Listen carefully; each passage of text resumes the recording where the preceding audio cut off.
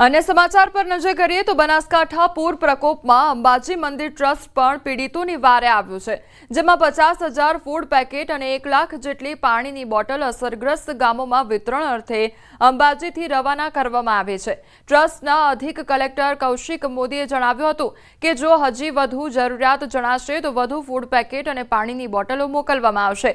એટલું જ નહીં, અન્ય સેવાભાવી સંસ્થાઓએ પણ આવા અસરગ્રસ્ત લોકોની વારે આવવા અપીલ કરી હતી।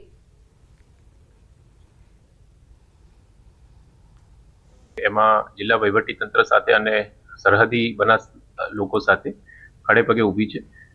ચોક્કસથી સૌ સામાજિક સંસ્થાઓ બનાસના સર્વે નાગરિકોને આ જે વિકટ સમય છે એમાં સાથે રહી સરહદી વિસ્તારના લોકો જોડે અડીખમ ઊભી રહેવા માટે અપીલ છે। વાવ થરાદ અને સુઈગામ વિસ્તારમાં જે વરસાદે તારાજી સર્જી છે અને અનહદ પડેલા વરસાદના કારણે જનજીવન જે ખોરવાયું છે તેના કારણે હજારો લોકો જે છે એ તેમને ખાધા ખોરાકીની પણ મુશ્કેલી પડી રહી છે। ત્યારે ચોક્કસપણે આપણે બતાવવા માંગીશ કે અંબાજી મંદિર દેવસ્થાન ટ્રસ્ટ દ્વારા પણ તેમને વહારે આવ્યું છે અને લગભગ 50,000 જેટલા ફૂડ પેકેટો છે તૈયાર કરવાની કામગીરી પૂરજોશમાં ચલાવવામાં આવી રહી છે અને આ 50,000 જેટલા ફૂડ પેકેટ છે એ ફૂડ પેકેટ વાવ થરાદ વિસ્તારમાં ત્યાં જે અસરગ્રસ્તો છે અસરગ્રસ્તો પાસે મોકલવામાં આવશે। અને હાલ તબક્કે જોઈ રહ્યા છો જે રીતે પૂર ઝડપમાં જે ફૂડ પેકેટ બનાવવાની કામગીરી ચાલી રહી છે અને ખાસ કરીને બતાવવા માંગીશ કે આ આટલું જ નહીં, ફૂડ પેકેટની સાથે પાણીની પણ મોકલવાની વ્યવસ્થા અત્રેથી કરવામાં આવશે। અને આપણે ચોક્કસપણે જે ફૂડ પેકેટ હાલ તબક્કે બનાવવાની કામગીરી ચાલી રહી છે એમને પૂછવા માંગીશું,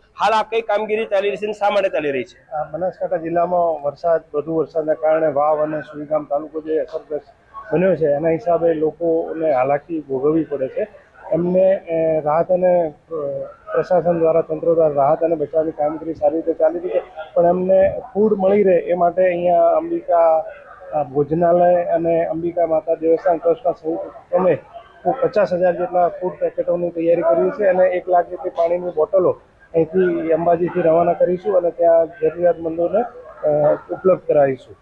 ચોક્કસપણે જે રીતે બતાવ્યું કે 50,000 ફૂડ પેકેટ સાથે 1 લાખ જેટલી પાણીની બોટલો અત્રેથી રવાના કરવાની તૈયારીઓ પૂર ઝડપમાં ચાલી રહી છે અને ત્યાં પહોંચી જે અસરગ્રસ્તો છે તેને વહેંચવામાં આવશે। મહેન્દ્ર અગ્રવાલ, NGTN ગુજરાતી, અંબાજી। અમરેલી જિલ્લામાં બિસ્માર માર્ગો અને રેતી ચોરી મુદ્દે ભાજપ આગેવાને સીએમને પત્ર લખી રજૂઆત કરી છે। પ્રદેશ ભાજપ કિસાન મોરચાના મહામંત્રી હિરેન હિરપરાએ મુખ્યમંત્રીને પત્ર લખી રજૂઆત કરી છે। અમરેલી જિલ્લાના અતિ બિસ્માર નેશનલ હાઈવે અને સ્ટેટ હાઈવે તાત્કાલિક રિપેરિંગ કરવા માટે માંગ કરવામાં આવી છે।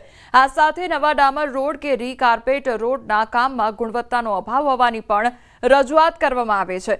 ગેરકાયદેસર રેતીનો ઉપયોગ કરી બહારની રેતીના લીઝના પાસ રજૂ કરવામાં આવતા હોવાની પણ રજૂઆત કરવામાં આવી છે। વધુ પડતા વરસાદના હિસાબે અમરેલી જિલ્લાના સ્ટેટ હાઈવે અને નેશનલ હાઈવે એ બિસ્માર્ક બન્યા છે। ખૂબ મોટા ખાડાઓ પડ્યા છે અને નાના વાહન ધારકો હોય કે મુસાફરો હોય એમને ખૂબ મોટી અગવડતાઓ પડી રહી છે। ત્યારે અમરેલી જિલ્લાના જે રોડ અને રસ્તાઓ છે એ ગુણવત્તા સાથે ના બને। જૂનાગઢમાં સતત બીજા દિવસે સફાઈ કર્મચારીઓની હડતાળ જોવા મળી રહી છે। મનપામાં ફરજ બજાવતા 700 જેટલા સફાઈ કર્મચારીઓ હડતાળ પર ઉતર્યા છે, તો સફાઈ કર્મચારીઓની વિવિધ માંગણીઓને લઈ હડતાળ કરવામાં આવી રહી છે। હજીયાણી પાક ખાતે સફાઈ કર્મચારીઓ એકઠા થયા। સફાઈ કામદાર યુનિયનના નેજા હેઠળ હડતાળ કરવામાં આવી રહી છે। ડોર ટુ ડોર કામગીરી પણ બંધ કરવામાં આવી છે। સફાઈ કર્મચારીઓ માટે સ્વૈચ્છિક નિવૃત્તિના નિયમો બને, કાયમી સફાઈ કર્મચારીઓના વારસદારોને નોકરી મળે, રોજમદાર કર્મચારીઓને કાયમી કરવામાં આવે તેમજ ફિક્સ પગારમાં સામેલ કરવાની માંગ કરવામાં આવી છે। રસ્તા પર બેસી મહિલાઓએ વિરોધ નોંધાવ્યો તો સફાઈ કર્મી મહિલાઓએ રામધૂન બોલાવી પોલીસનો ચુસ્ત બંદોબસ્ત ગોઠવવામાં આવ્યો છે। 52 વર્ષની નોકરી થઈ ગઈ મારે। સવચિત રીતે એવા તો ઘણા બધા કર્મચારી છે કે જેઓ ઉંમરલાયક થઈ ગયા, જેના વારસદારને લેવા માટે અમારી માંગણી છે। અને અમે જૂનાગઢની સફાઈ કરીએ છીએ, જૂનાગઢને અમે બધા સવસત રાખીએ છીએ, પણ અમારી માંગણી પૂરી થતી નથી। અમારા કાયમી કર્મચારી છે એની સ્વૈચ્છિક નિવૃત્તિ સ્વીકારવામાં આવે, એમના વારસદારોને નોકરી આપે। કોન્ટ્રાક્ટની અંદર ડોર ટુ ડોરની અંદર સખી મંડળમાં જે સફાઈ કામદાર કર્મચારીઓ કામ કરે છે એ રદ કરી કોન્ટ્રાક્ટ અને તેને ફિક્સમાં લેવામાં આવે। રોજમદાર કર્મચારીઓ છે ઘણા લાંબા સમયથી કોર્ટના ચુકાદા આવેલા છે તેવા કર્મચારીને અન્ય કોર્ટમાં નથી ગયા એવા 42 જેટલા કર્મચારીઓ છે એને કાયમી કરવામાં આવે, આવી અમારી માંગણીઓ છે। તાપીના વ્યારા તાલુકાના નાની ચીખલી ગામમાં મહાદેવ મંદિર પાસે મીંડોળા નદી પરના કોઝવે કમ પુલનું વિચિત્ર બાંધકામ નજરે પડી રહ્યું છે। મીંડોળા નદીના સામેના તટ પર આવેલા ખેતરોમાં જવા માટે ખાસ કરીને ખેડૂતો માટે બનાવવામાં આવેલ કોઝવે કમ પુલનું લાખો રૂપિયાના ખર્ચે માર્ગ મકાન વિભાગ દ્વારા વિચિત્ર પ્રકારનું બાંધકામ કરી દેવામાં આવ્યું છે। તો પુલ બનાવવામાં પાછળનો મૂળ આશય જ જાણે મરી પરવાર્યો હોય તેવું લાગી રહ્યું છે। કોઝવે કમ પુલ બન્યા અગાઉ ખેડૂતો અહીંથી ચાલીને સરળતાથી પસાર થઈ શકતા હતા। જો કે આ પુલ બન્યા બાદ બંને છેડે માટીનો એપ્રોચ ચોમાસા દરમિયાન નદીમાં પૂરના કારણે ધોવાઈ જતા અહીંથી ખેડૂતો માટે ચાલીને જવું પણ મુશ્કેલ બન્યું છે। ત્યારે સત્વરે આ પુલ લોકોને અવરજવર માટે સુલભ બનાવવામાં આવે તે જરૂરી બન્યું છે।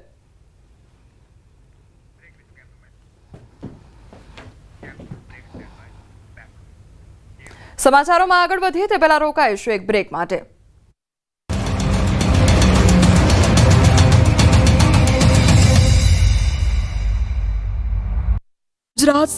પંચમહાલ જિલ્લાના ઘુગંબા તાલુકામાં ભારે વરસાદને કારણે જળબંબાકારની સ્થિતિ સર્જાઈ છે। સતત વરસાદને પગલે તાલુકાનો કરાડ ડેમ છલકાયો છે।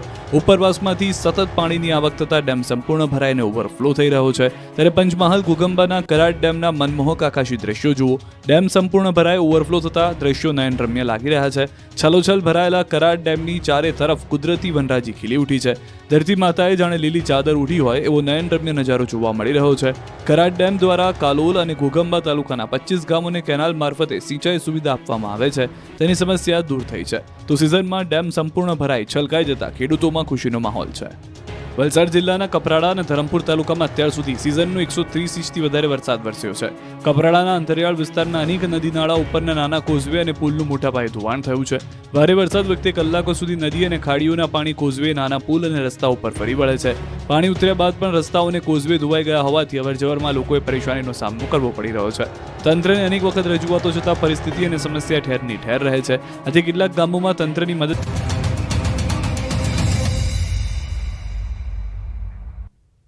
બ્રેક બાદ આપનું સ્વાગત છે। સમાચારમાં આગળ વધીએ તો ઉત્તરાખંડના કોટાબાગ વિકાસ બ્લોકના દૂરના મહેસૂલ ગામ ધપલામાં એક મોટી દુર્ઘટના થતા ટળી ગઈ હતી। તો ગામમાંથી વહેતી નિહાલ નદીમાં અચાનક પૂર આવવાને કારણે એક યુવક નદીમાં ડૂબી ગયો। નદી પાર કરવાનો પ્રયાસ કરતી વખતે તે જોરદાર પ્રવાહમાં તણાઈ ગયો। તે યુવાન ઘણા મીટર સુધી પાણીના મોજામાં તણાઈ ગયો હતો। તેની બૂમો સાંભળીને એક ગ્રામવાસી પોતાના જીવની પરવા કર્યા વિના નદીમાં કૂદી પડ્યો હતો અને ઘણી મહેનત પછી યુવકને સુરક્ષિત રીતે બહાર કાઢવામાં આવ્યો। તો ધપલા ગામ સુધી પહોંચવા માટે લોકોને ગાઢ જંગલોમાંથી પસાર થવું પડે છે અને વરસાદની ઋતુમાં નિહાલ નદી તેમના જીવનમાં સૌથી મોટો અવરોધ બની જાય છે। પર્વતોમાં સતત પડી રહેલા ભારે વરસાદને કારણે નદી વધુ ખતરનાક બની ગઈ છે। પરિસ્થિતિ એવી છે કે ગ્રામજનો પોતાના ઘરોમાં કેદ છે।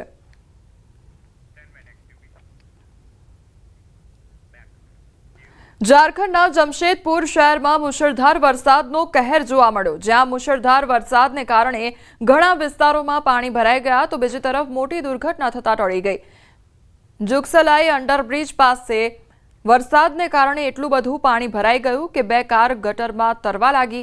કારમાં હાજર લોકોએ પોતાનો જીવ બચાવ્યો જ્યારે બીજી કાર રસ્તાની બાજુમાં પાર્ક કરેલી હતી અને પાણીમાં તરતી વખતે તે ગટરમાં પડી ગઈ। જોકે કારમાં બેઠેલા વ્યક્તિનો આબાદ બચાવ થયો હતો। પાણી એટલું બધું હતું કે રસ્તા પરથી પસાર થતી બે કાર ગટરમાં વહેવા લાગી જેના કારણે અરાજકતાનો માહોલ જોવા મળ્યો। વરસાદ બંધ થતાં જ બચાવ ટીમ બંને કારને ગટરમાંથી બહાર કાઢવાનો પ્રયાસ કરી રહી છે।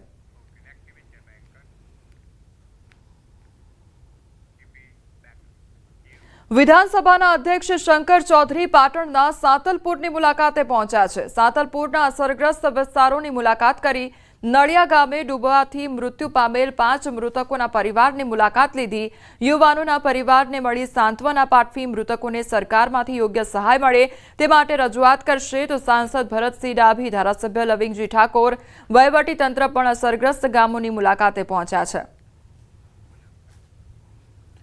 તો શંકર ચૌધરી ગામવાસીઓની મુલાકાતે પહોંચ્યા છે। અસરગ્રસ્ત વિસ્તારોની તેમના દ્વારા મુલાકાત લેવામાં આવી રહી છે। તો મૃતકોના પરિવારજનોને તેઓ મળ્યા અને તેમને સાંત્વના પણ પાઠવવામાં આવી છે।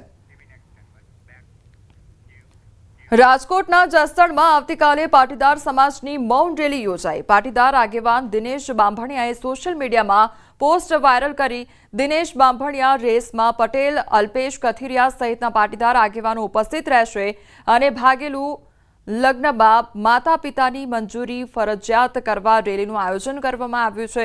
તો લગ્ન નોંધણી દીકરાના રહેણાંક વિસ્તારમાં જ કરવામાં આવે. લગ્ન નોંધણીની જાણ માતા પિતાને 45 દિવસ અગાઉ નોટિસ દ્વારા કરવા સહિતની માંગ સાથે રેલીનું આયોજન કરવામાં આવ્યું છે. પાટીદાર શૈક્ષણિક ભવનથી મામલતદાર ઓફિસ સુધી મૌન રેલી યોજાશે. જસદણ પ્રાંત અધિકારીને આવેદનપત્ર પાઠવવામાં આવશે. નર્મદાની સરકારી વિનયન અને વિજ્ઞાન કોલેજ દેડિયાપાડાની વિદ્યાર્થીની સ્નેહા વસાવાની પેઇન્ટિંગને ભારત સરકારના કોપીરાઇટ કચેરી તરફથી માન્યતા મળી છે. દેડિયાપાડાની વિદ્યાર્થીનીએ છાણ માટીથી લીપણ કરી ચોખાના લોટથી ચિત્ર બનાવ્યું. Journey to the moon Chandrayaan 3 in Warli આર્ટને ભારત સરકારના કોપીરાઇટ કચેરી તરફથી માન્યતા મળતા ખુશીની લાગણી વ્યક્ત કરી છે. આ પેઇન્ટિંગમાં પરંપરાગત વારલી આર્ટ શૈલીનો ઉપયોગ કરી ચંદ્રયાન 3 મિશન અને ભારતના વૈજ્ઞાનિક પ્રયાસોને પ્રતિબિંબિત કરવામાં આવ્યું છે. ખાસિયત એ છે કે આ કલાકૃતિ કેનવાસ બોર્ડ પર છાણથી લીપેલી અને રંગોની જગ્યાએ ચોખાના લોટ વડે તૈયાર કરવામાં આવી છે.